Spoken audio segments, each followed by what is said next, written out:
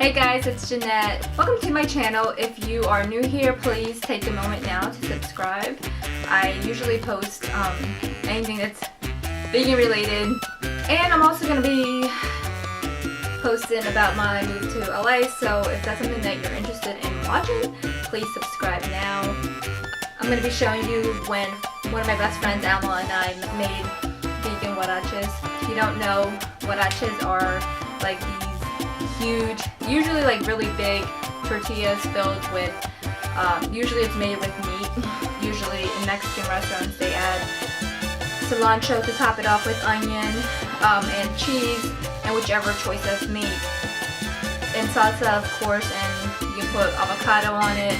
Oh my god, and it is literally to die for. It's one of the greatest things ever created. Think of like a huge like tortilla, a huge quesadilla. Oh my god, it is to die for. So if you haven't tried it yet, I would suggest you get one. I know most people don't have vegan huaraches readily available, so this is why I wanted to make a video, showing you that it is possible. That you can still be Mexican and you can still be vegan. You can still eat a lot of good Mexican food. I mean, I'm Mexican. I can't live without tacos. I can't live without tortillas and all that shit, so gotta have it one way or another. So in this video you're gonna see my friend Alma doing most of the work, and she is probably one of the greatest friends. She's one of my oldest friends. She's gonna be one of the people that I miss the most. So Alma, if you're watching this, I love you. I don't want to do too much talking, guys, because the content is really long and I don't want to keep talking and bore you guys to death. So yeah guys, let's get to it. Hey guys, so we started off by cutting all of the ingredients that go inside of the huarache. So right here we're just starting with cilantro.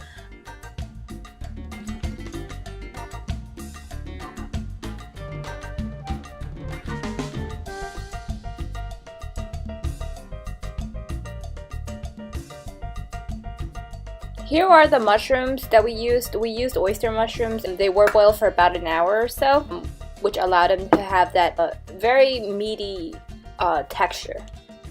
Alma's going to be cutting the onion into little strips because this is what she's going to be using to saute the tomatoes along with the mushrooms.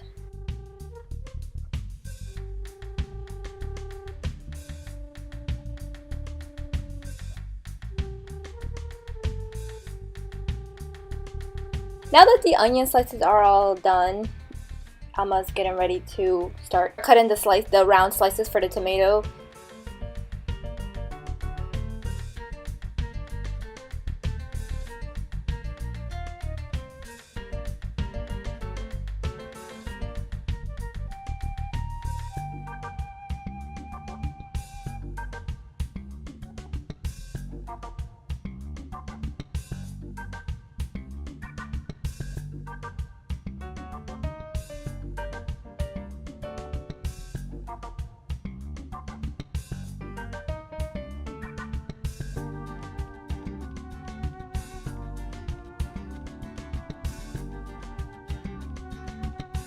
So to saute the ingredients, we're going to use vegetable oil, and you'll see my son waving. Here Alma is starting to saute the onions.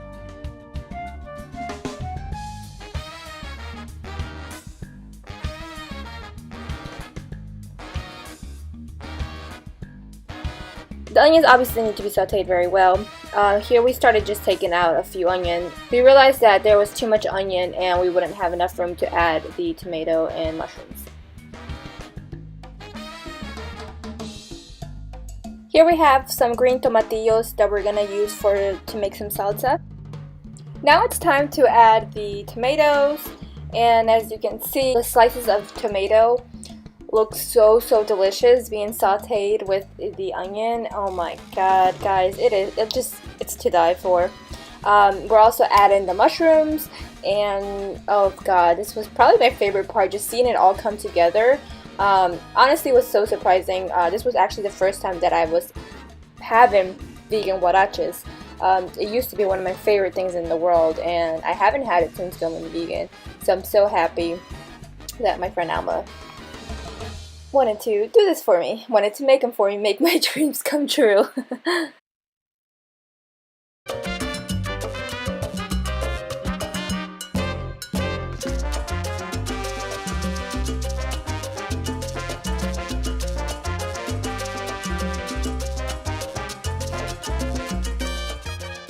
Here's little old me about to prepare the tofu. So this is usually what I do, right, to remove the excess water. I usually just pat it down a lot with paper towels and squish it down, try to get as much water as I can.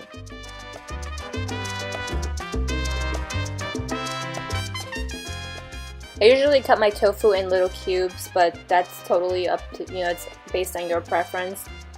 I just feel like my kids like it more because it's in cubes and it just looks more fun. It looks like a big old block of cheese or something. I don't know. My kids like it. I love it. Some people don't like tofu. It's really not for everybody, especially if you haven't really had it. I can understand why some people would say it's a weird texture or a weird taste. For some people, it does take some more tasting to get used to it. For others, you kind of just go with the flow. If you're not too picky like me, I think you'll like it.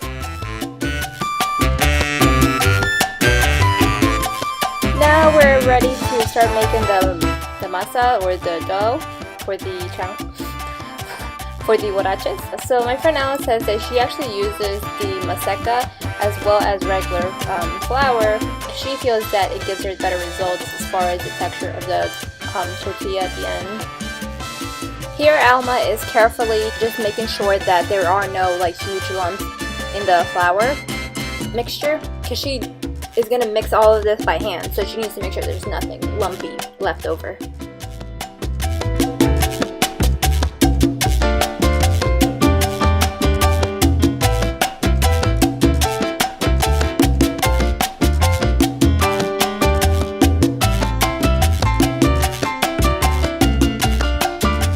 Alma is just gradually adding the water. She conveniently placed her tray right under the sink so she doesn't have to go back and forth with getting more water.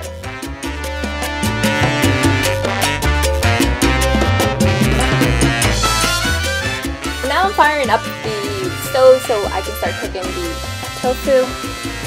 It only takes a few minutes to cook, believe it or not. I just waited till the end when everything else was done cooking. Also because I wanted the tofu to get the rest of the flavorings that were left over from the tomato, the mushrooms, and the onion. So guys, let me tell you how dedicated most Mexicans are when it comes to making the most authentic food they possibly can.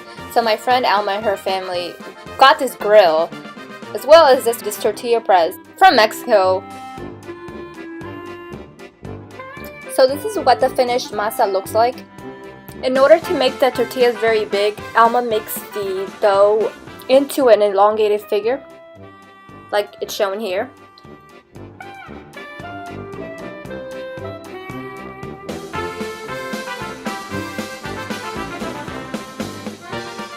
Here Alma was saying that if you notice there are some holes that formed in the tortilla, and anytime that happens she says that she's noticed is when it means that it needs more flour.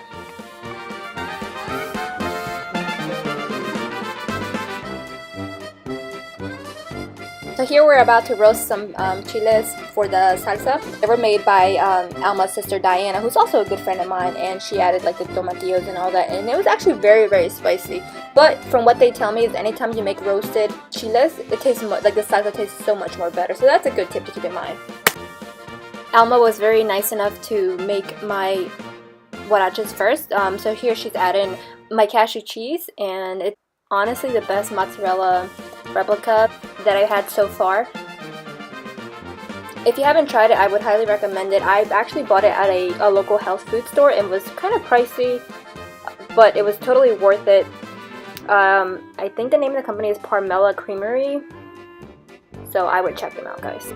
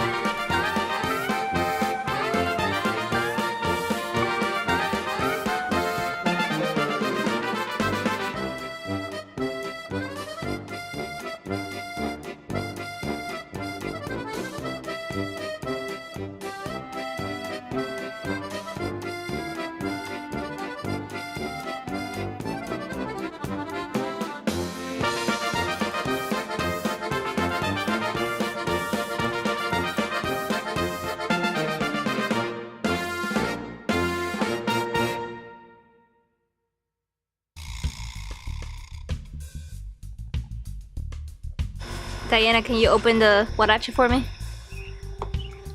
Just like, yeah, come on. Ooh. That looks very nice. Alright guys, welcome back. Well, I hope that you guys enjoyed the video. Hopefully you watched all of it. I did speed it up.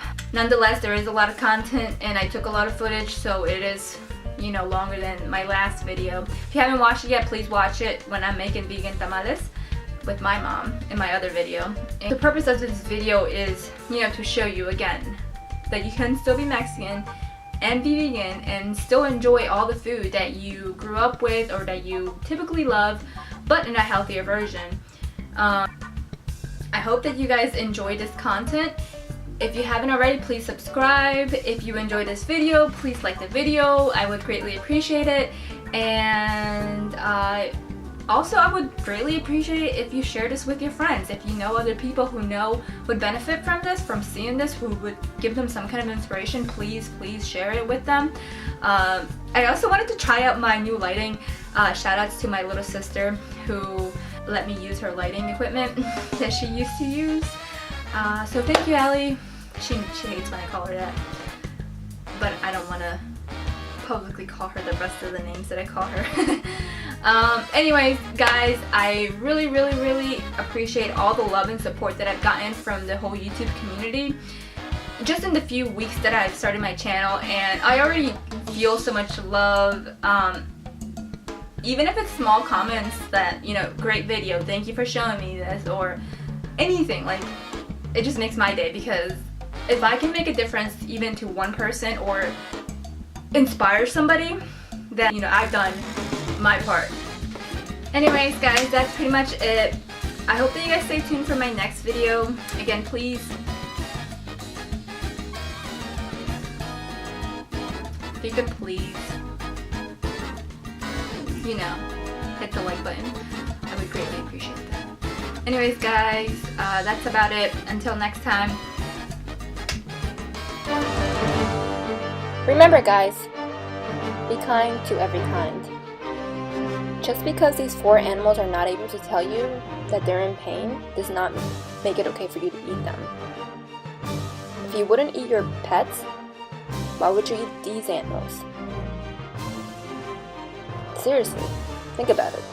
If you wouldn't eat your dog, if you wouldn't eat your cat, why do you think it's okay to eat any of these animals above?